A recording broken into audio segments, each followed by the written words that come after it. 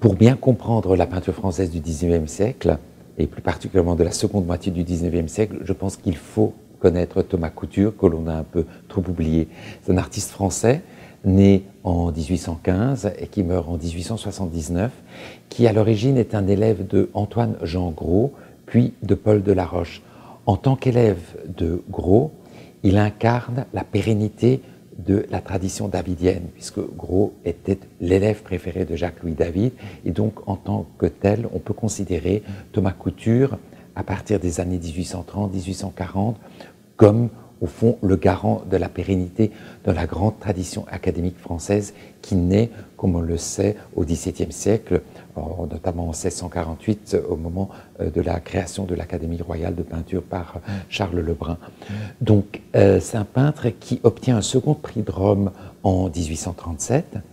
mais surtout il va déférer la chronique en 1847 en présentant un tableau qui demeure encore aujourd'hui son tableau le plus célèbre, Les Romains de la décadence,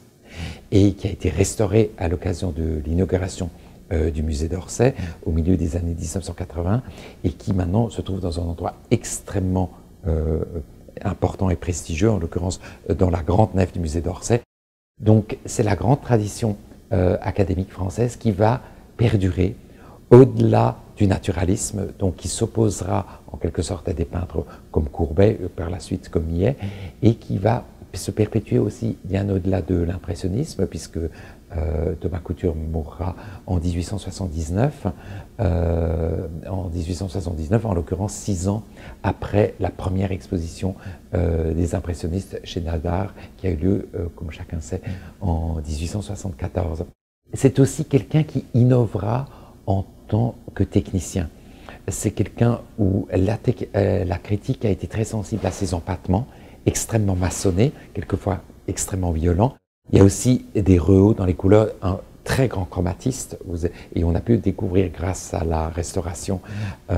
notamment des dégradés de valeurs, de blancs différents qui sont absolument inouïs. Ce qui a aussi beaucoup frappé la critique aussi au niveau de la technique, ce sont ces cernes colorées. Alors c'est un brillant technicien, c'est quelqu'un qui aura du reste, qui formera des générations d'artistes qui ne garantiront pas nécessairement la pérennité de l'académisme. On pense notamment à un artiste comme Édouard Manet, qui a été l'élève de Thomas Couture. On a tendance à trop souvent l'oublier. Et Manet lui rend régulièrement hommage, à son métier de technicien, qui est tributaire précisément de son passage dans l'atelier de couture.